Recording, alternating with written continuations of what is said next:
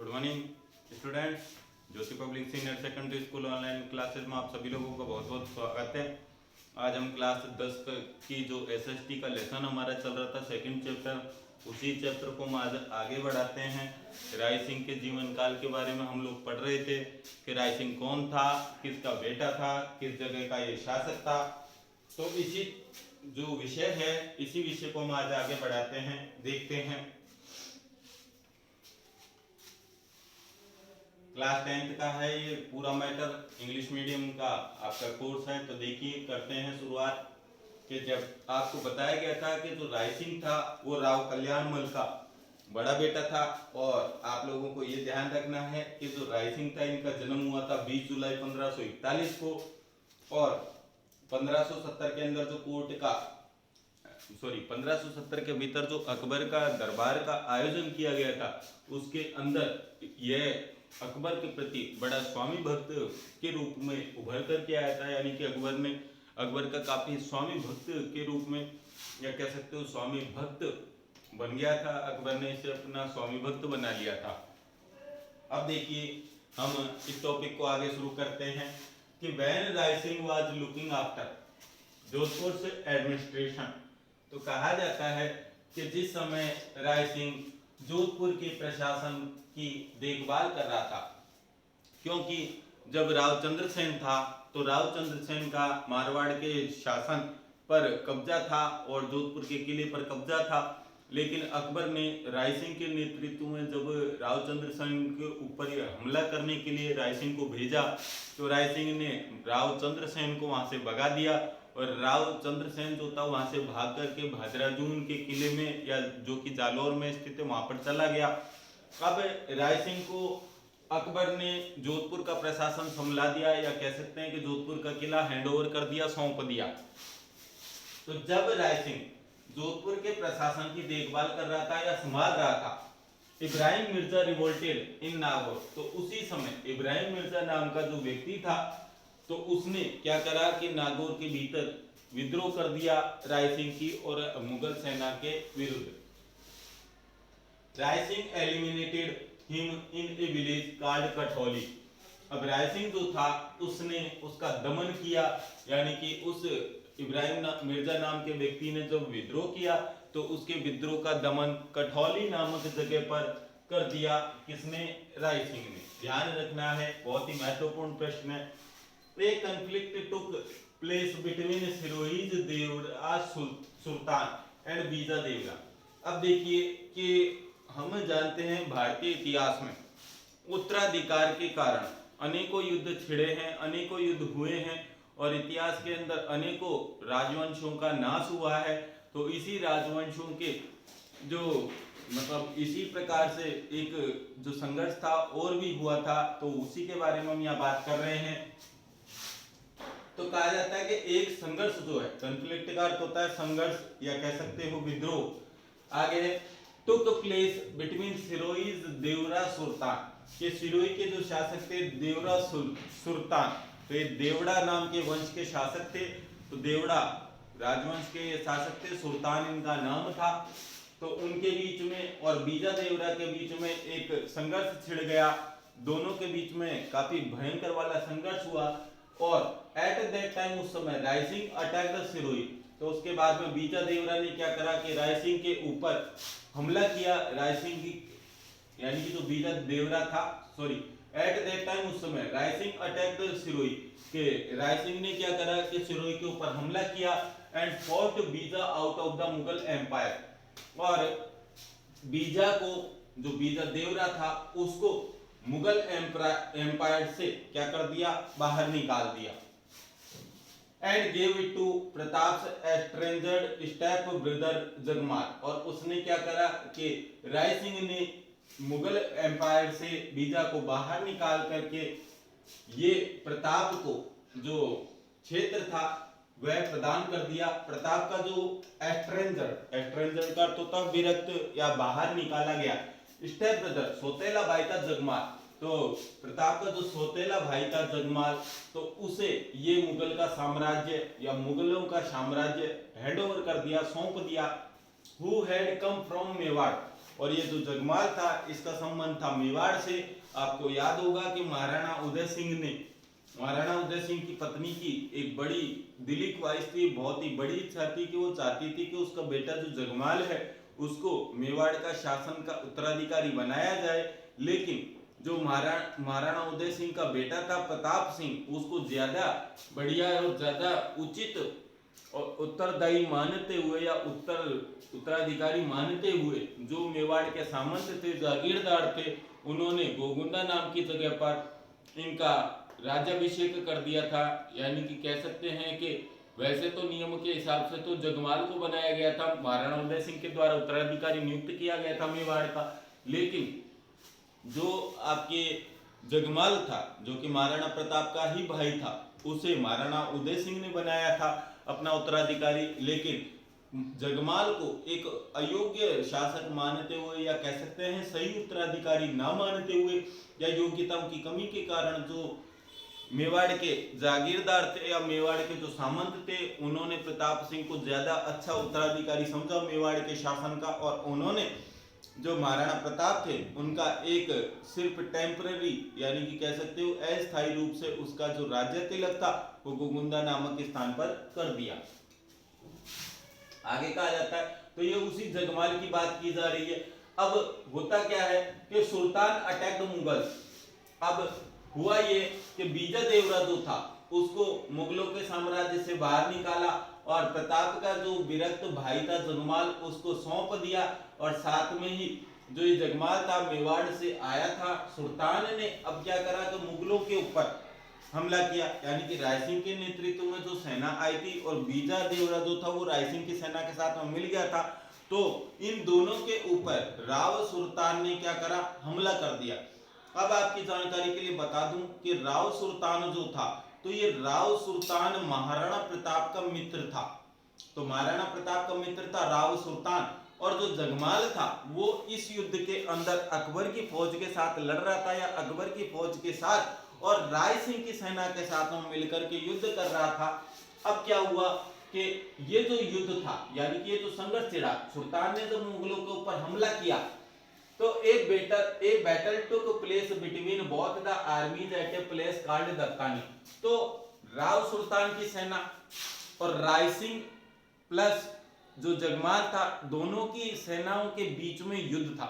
यानी कि एक पक्ष में तो थे राव सुल्तान और दूसरे पक्ष में थे राय सिंह प्लस जगमाल जो कि अकबर की तरफ से युद्ध लड़ रहे थे। तो एक स्थान पर ये युद्ध छिड़ा, आगे कांड दत्तानी, और इस स्थान पर जहां पर ये युद्ध छिड़ा उसका नाम था दत्तानी। तो इसे दत्तानी का युद्ध भी कहा जाता है और ये हुआ था 1583 के भीतर। अब इस दत्तानी के युद्ध में क्या रिजल्ट निकल करके आए वो हम बात करते हैं। देखें, Jagmal died in this battle.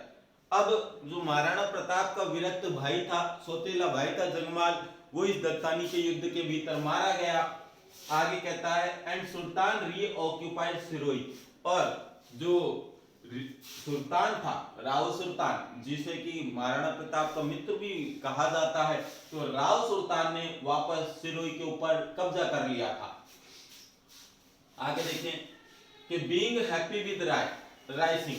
अब कहता है राय सिंह के ऊपर खुश होकर के Akbar granted him Junagadh region, कि अकबर ने उसे जूनागढ़ प्रदेश का जो क्षेत्र था वो प्रदान कर दिया, या जूनागढ़ की जो रियासत थी जागीर थी वो प्रदान कर दी। कौन से वर्ष के भीतर? 1593 के भीतर। He granted him the jagir of Shamshabad and Nurpur in 1604 AD। उसने यानी कि अकबर जो था राय सिंह के ऊपर कुछ खास मेहरबान था, तो 1604 ईस्वी में शमशाबाद और नूरपुर नामक स्थान की जो जागीरें थी वो भी अकबर ने राय सिंह को प्रदान कर दी। साथ में एंटाइटल हिम एज राय, और जो राय सिंह था उसे राय की उपाधि दे दी या राय का पद जो था वो प्रदान किया। बिटवीन 1589 टू 94 AD, 1589 से लेकर के 1594 ईस्वी तक Rai Singh built Junagarh Bikaner under the guidance of his prime minister Karamchand. अब ध्यान रखने वाली बात है कि 1589 से लेकर 1594 ईस्वी तक जो बीकानेर के शासक थे उस समय राय सिंह, उन्होंने बीकानेर में स्थित जूनागढ़ के किले का निर्माण करवाया। तो इसका निर्माण काल जो था वो था 1589 से 1594 तक और राय सिंह ने इस किले का निर्माण करवाया था। आज भी ये किला स्थित है जिसमें कि राजकीय जो अजायब घर है वो मौजूद है। ध्यान रखने वाली बात है, अब जो ये जूनागढ़ का किला बनाया गया अंडर द गाइडेंस ऑफ इस प्राइम मिनिस्टर करमचंद, तो ये जो जूनागढ़ का किला बनाया गया ये राय सिंह के जो प्राइम मिनिस्टर थे, राय सिंह के जो प्रधानमंत्री थे करमचंद, उनके देखरेख में इस पूरे किले का निर्माण करवाया गया। आगे कहता है एंड इंसर्टेड ए प्रशस्ति नेम्ड राय सिंह प्रशस्ति ओवर देयर, और साथ में इस जूनागढ़ किले के भीतर राय सिंह जी के द्वारा राय सिंह प्रशस्ति के नाम से एक प्रशस्ति या एक शिलालेख को भी वहां पर स्थापित किया गया, उत्कीर्ण किया गया। Rai Singh was also a literate man. Rai Singh जो था वह स्वयं भी एक बड़ा शिक्षित मनुष्य था, पढ़ा लिखा व्यक्ति था। And he wrote a commentary based on the language of Rai Singh Mahotsav, Vaidik वंशावली, ज्योतिष रत्नमाला एंड एस्ट्रोलॉजिकल बुक्स। अब यहाँ कहा गया है कि राय सिंह जो था वह स्वयं एक शिक्षित व्यक्ति था और उसने राय सिंह महोत्सव, वैदिक वंशावली, ज्योतिष रत्नमाला और अन्य ज्योतिष किताबों की के जो भाषा काम में ली गई थी उसके आधार पर उसने एक कमेंट्री लिखी। कमेंट्री का मतलब रहता है टीका, तो उसने एक टीका को भी लिखा। आगे देखिए क्या कहा जाता है। अब इन एक ट्रेस्टाइज का अर्थ होता है काव्य के एक काव्य में जिसका की नाम है करमचंद्र वंशो कीर्तनक, तो इसका नाम जो है वो मैं आपको हिंदी में लिख के बता देता हूं कि इसका नाम है करमचंद वंशो कीर्तनक। इस नाम का एक ग्रंथ है कि करमचंद वंशो कीर्तनक नाम का ग्रंथ है। उसमें राय सिंह को he has been addressed as Rajendra, कि राय सिंह को राजेंद्र नाम के या राजेंद्र नाम से संबोधित किया गया है।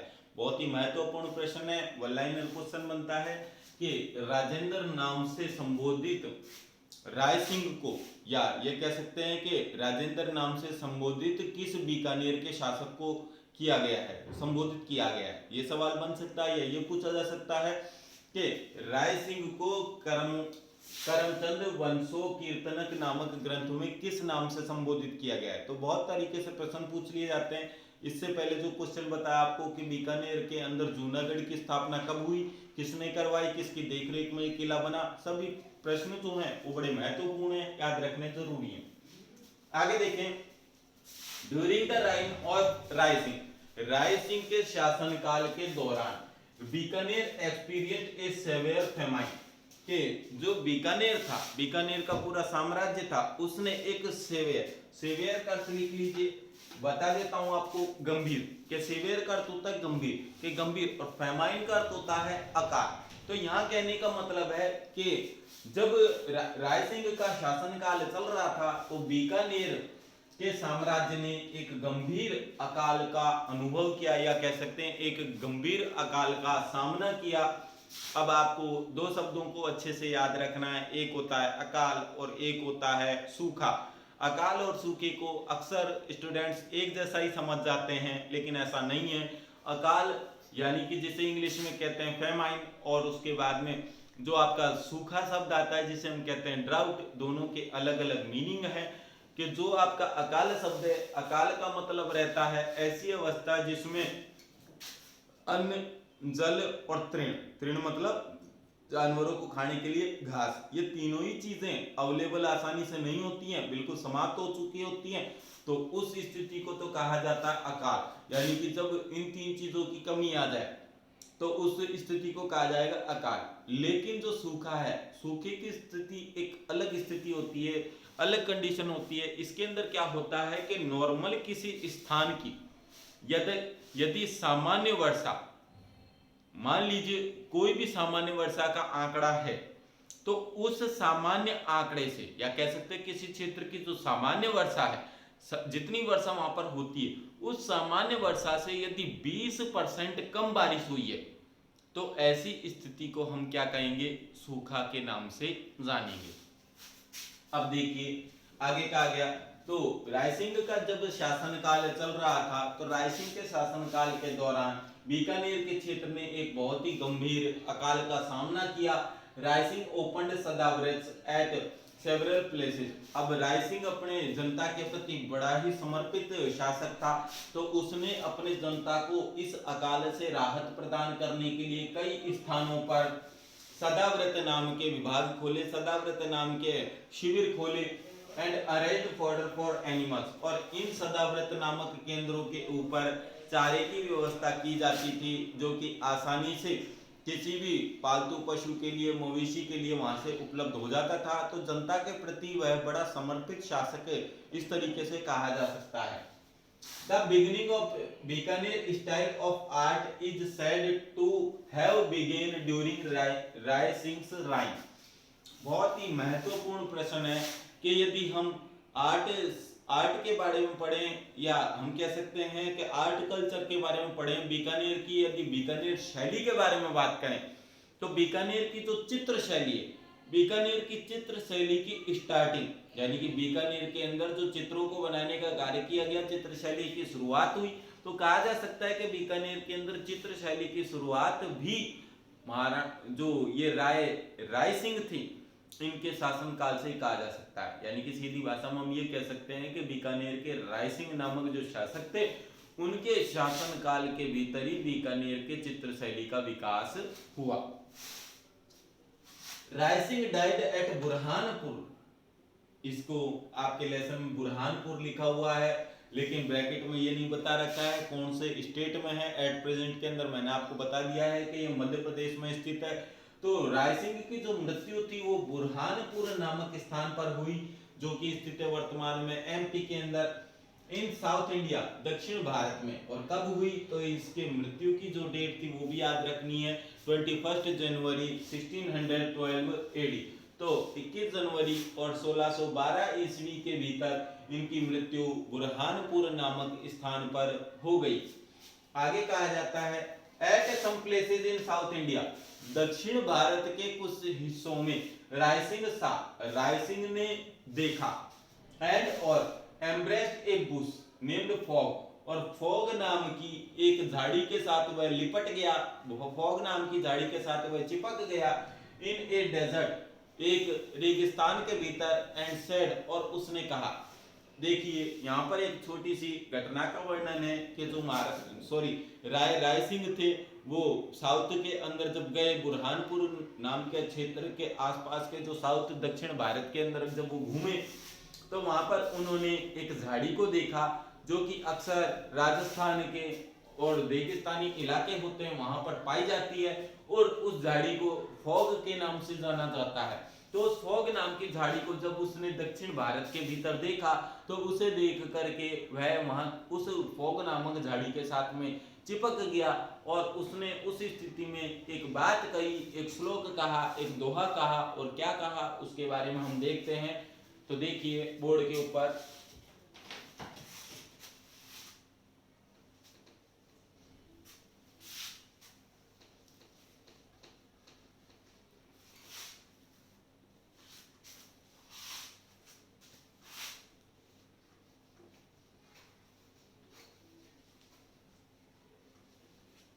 रायसिंह ने उस झाड़ी को देख करके जो बात कही थी, जो अपनी लैंग्वेज के अंदर उसने अपने विचार व्यक्त किए थे,